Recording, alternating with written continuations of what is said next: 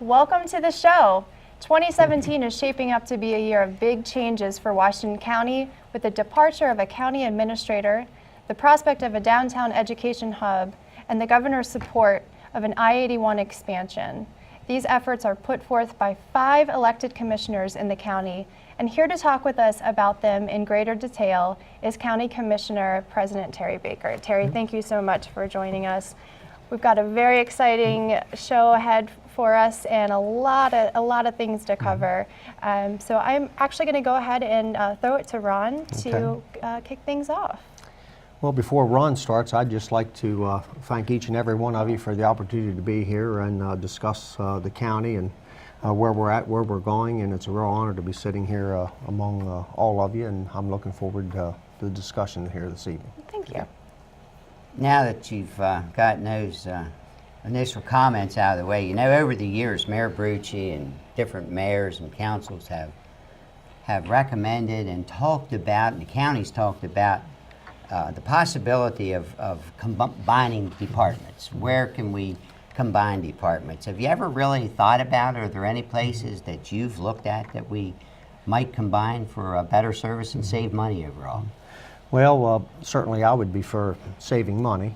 I do consider myself a real conservative, so anytime I can help the county save money in various ways, I'm all for that.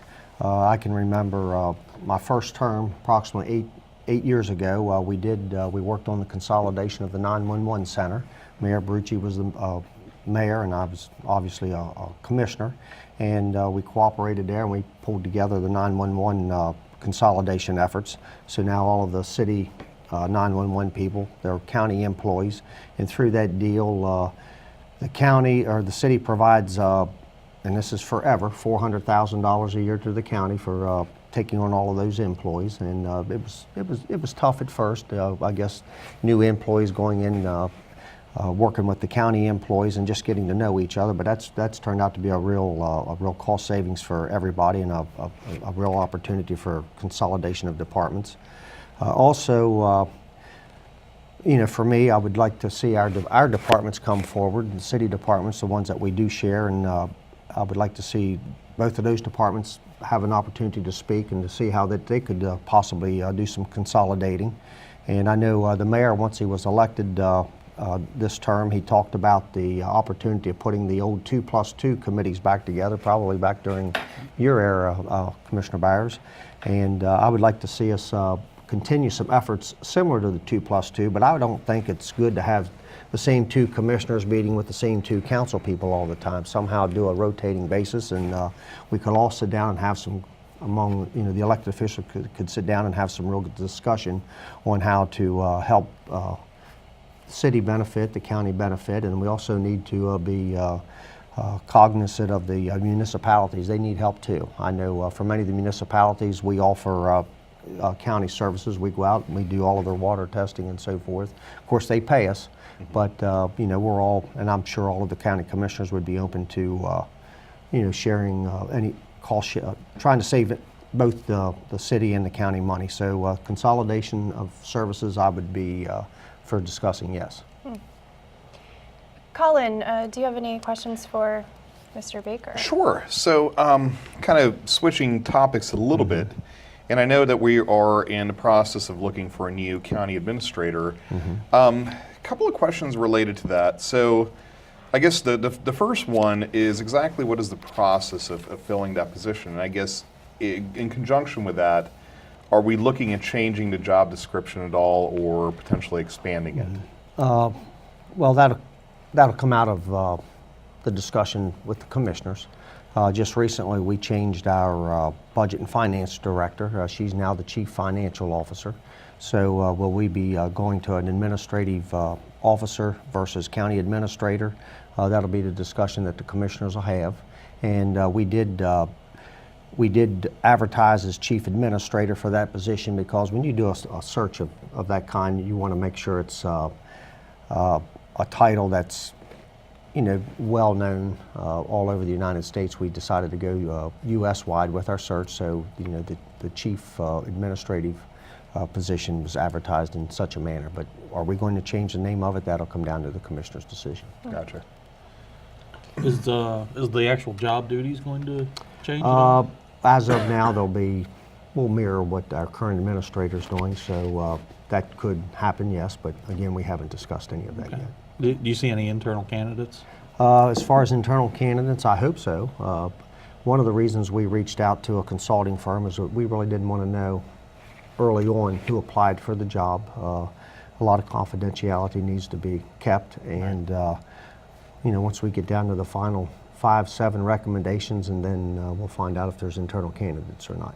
But for myself, I don't need to know if there's any internal candidates or not, but I hope there are. So can you give us a better idea of what the timeline looked like in order to fill this position, and maybe a little bit more about the process? Well, we started, I think, right after the third trip to Korea. While they were in Korea, a couple of the commissioners had some discussions here in the United States, so the commissioners that didn't go on the trip. And there were some concerns, and we knew Greg had entered the DROP program, and we knew his July 30, 2017 timeline was approaching. And so we knew we needed to get moving, and we wanted to do a quality job in trying to find the next county administrator. So we decided to have a meeting, and I was the one that called the meeting out at Commissioner Myers' office. That was me, not Commissioner Myers. And that particular week, we didn't have a meeting scheduled, but we knew we needed to get moving forward. We had some concerns, and we just wanted to get moving with the process. So I called the meeting out there. I called Mr. Myers, and he said it was okay. So then I called our county attorney, and to let him know that we wanted to do a closed session out there, because I wanted to make sure we went through the proper protocol and did everything correctly, because again, we didn't have a meeting scheduled for that week. So the attorney advised me as to what I needed to do. We did advertise the meeting in the newspaper, so we met out there, and then we had our discussion, and then we slowly talked about how we wanted to move forward with the process. Sure. So in other words, you're saying it wasn't a secret meeting, No, no. and it was held somewhere, because I've heard that one of the commissioners thought the commissioner's office was bugged. Is there any truth to that? You'd have to ask all of the commissioners to see which one makes comments like that. But there's one that's made the comment. So, it was just convenient for all of the commissioners to hold it at that end of town. As you know, we have a county commissioner elected, we have one of our county commissioners from Hancock, 3 from the Clear Spring area, and 1 from the Williamsport area. So we thought that, at least I thought that would be the appropriate place, and so that's what we did. We advertised, we held the meeting, we left there, we scheduled another meeting for a couple of days later, and slowly we've got to the point to where we're at today.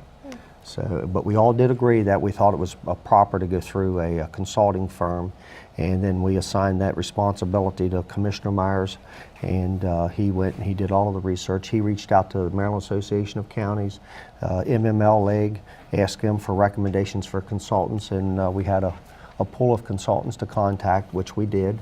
Out of all of the consultants that were contacted, we had 8 firms that responded back. No, I'm wrong.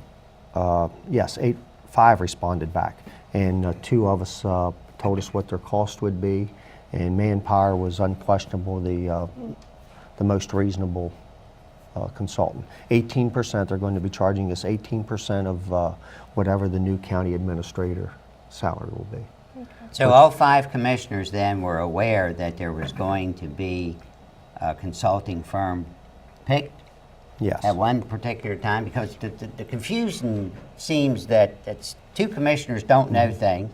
2 commissioners thinks that the county administrator is being fired. And can you kind of just clarify that? Well, I don't know where the word fired had come from. Not one commissioner has ever said, let's fire our county administrator. That's bizarre to me. And again, I have no idea how that came about. I'm not going to say all of our closed door meetings have been smooth, but we've had good discussion. We've had, and we have 5 county commissioners. We all have our own way of thinking, and I'm not speaking ill of any county commissioner. Many times I'll go in there and I'll debate an issue. I think I'm right. So, it's just, that's the way it goes. You have 5 county commissioners, and it's not good to have 5 people agreeing all of the time. But again, we've had our discussions. We all knew it. Everyone knew that we were going the consultant route, and everyone knew that we were having a meeting. I believe on the 10th we